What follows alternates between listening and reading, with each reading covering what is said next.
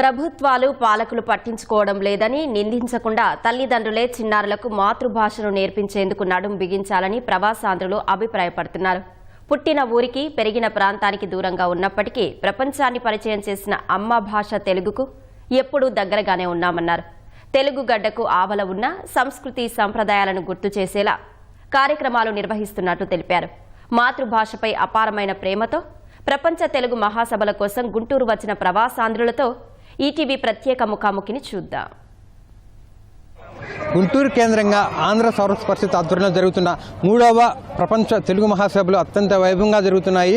42 దేశాల నుంచి మన తెలుగువారు ఇక్కడికి వచ్చి ఈ తెలుగు మహాసభలో పాల్గొంటూ తెలుగు అభిమానాన్ని చాటుకుంటున్నారు. అదేవిధంగా ఇక్కడ ఏర్పాటు చేసినటువంటి తెలుగుదనం ఉట్టిపడే కార్యక్రమాలు, అదేవిధంగా సాంస్కృతిక కార్యక్రమాలు వీక్షిస్తూ వాళ్ళంతా కూడా సరికొత్త అనుభూతి పొందుతున్నారు. ప్రస్తుతం మనతో కొంతమంది ప్రవాస భారతీయులు ఉన్నారు.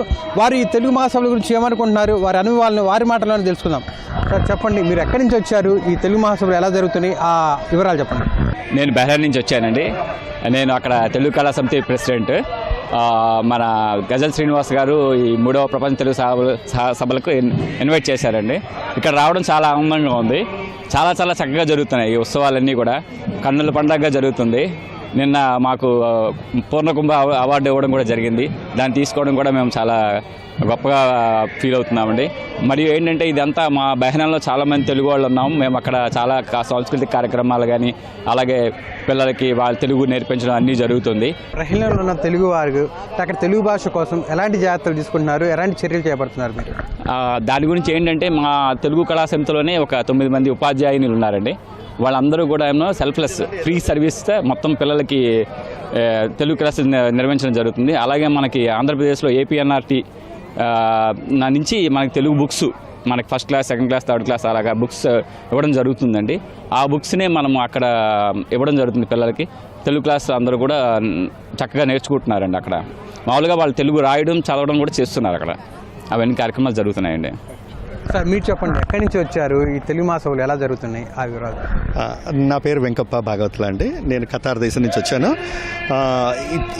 ఈ తెలుగు మహాసభలకి రావడం చాలా ఆనందంగా ఉంది. ఎందుకంటే ఇలా నిర్వహించడం వల్ల ఏంటంటే ప్రపంచవ్యాప్తంగా ఉన్న తెలుగు వారందరూ ఒకచాట కలుసుకునే అవకాశం వస్తుంది.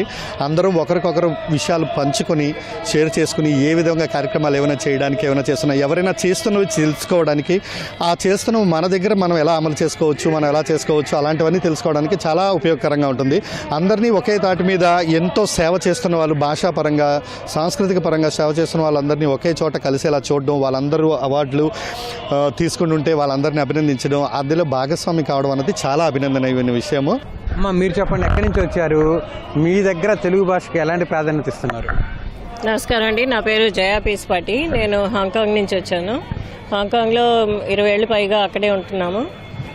ఇక్కడికి రావడం, ఇలాంటి వేదికలకి రావడం నిజంగా చాలా అదృష్టం అని చెప్పాలి. అలాగే మాకు చాలా విషయాలు నేర్చుకునే అవకాశం కూడా ఇక్కడ లభిస్తూ ఉంటుంది. ఎందుకంటే ఇప్పుడు మనం చుట్టూ చూస్తున్నాం జానపద గీతాలేంటి, అలాగే ఇక్కడ జానపద కళాకారులు హస్తకళలు ఎన్నో ఇక్కడ కనిపిస్తూ ఉన్నాయి.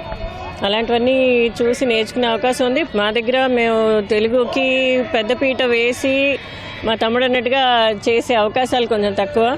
కాబట్టి అయినంత వరకు మన పండుగలన్నీ చేసుకుంటాం. అలాగే మన భాషా సంస్కృతిని గురించి అక్కడ వాళ్ళకు కూడా తెలియజేసే అవకాశాలు లభించినప్పుడు మటుకు తప్పకుండా మేము ఇలా స్టాల్స్, బూత్లు అవి పెట్టి చేస్తూ ఉంటాం అన్నమాట. పిల్లలకి తెలుగు నేర్పిస్తున్నాం. మేము అక్కడ తెలుగు బడులు అవి నేర్పిస్తున్నాము. నిరంతరం ఆ కృషి అయితే ఉంటుంది. చెప్పండి, ఇప్పుడు ప్రధాన చర్చ ఏంటంటే ఆంగ్లము ఉపాధి ఉద్యోగాలు కల్పిస్తుంది, తెలుగు అయితే అలాంటి సమస్య అంటే ఉద్యోగ ఉపాధాలకి అవరోధంగా మారుతుందని ఒక అపోహ కావచ్చు, ఒక నమ్మకం కావచ్చు, ప్రబలంగా ఉంది. దీని మీద మీరేమంటారు?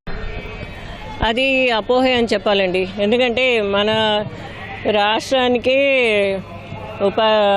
రాష్ట్రపతి గారు వెంకయ్య నాయుడు గారు లాంటి వారు తెలుగు బడిలోనే చదువుకునే అంతటి వారయ్యారు అని వారే అనేక సభల్లో చెప్పడం జరిగింది. భాష మూలాన మనకి గుర్తింపు వస్తుంది అనుకుంటే మన భాషను నిలబెడుతున్నందుకు మేమందరం ఈరోజు ఇక్కడ ఉన్నాం. కాబట్టి భాష గురించి ఉద్యోగానికి సంబంధం లేదండి. అలాగే చైనాలో కూడా ఎంతోమంది, ఖతార్లో కూడా ఎంతోమంది అరబిక్ వాళ్ళే ఉన్నారు. వాళ్ళ భాషే మాట్లాడతారు. వాళ్ళు ఉద్యోగాలు చేసుకుంటున్నారు కదా. మన భాష పట్ల మన గౌరవం చూపించకపోతే ఇంకెవరు చూపిస్తారండి? అంతవరకు నేను చెప్పగలను. కాబట్టి మన పిల్లలకి మనం నేర్పించేది అదే.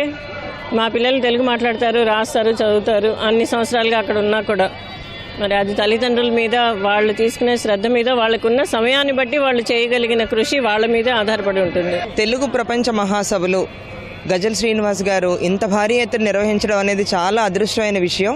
ఎందుకంటే ఈ వివిధ రకాలైనటువంటి రంగాలు, అన్ని రంగాల వాళ్ళని కూడా పిలిచి ఇక్కడ సత్కరించడం, 42 దేశాల నుంచి వాళ్ళు తెలుగు సమాఖ్యను ఏర్పాటు చేసిన వాళ్ళందరినీ కూడా సత్కరించడం అనేది పెద్ద విషయం.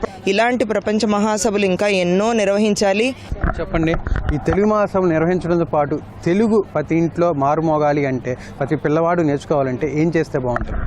మాతృభాషలో సంభాషించాలి, పరాయి భాషని గౌరవించాలి. పొట్టకూటి కోసం మనం ఎన్నో విద్యలు నేర్చుకుంటాం, ఎన్నో భాషలు నేర్చుకుంటాం, కానీ తల్లిని మర్చిపోకూడదు కదా. ఎప్పుడు అన్నం పెట్టిన తల్లిని మర్చిపోకూడదు.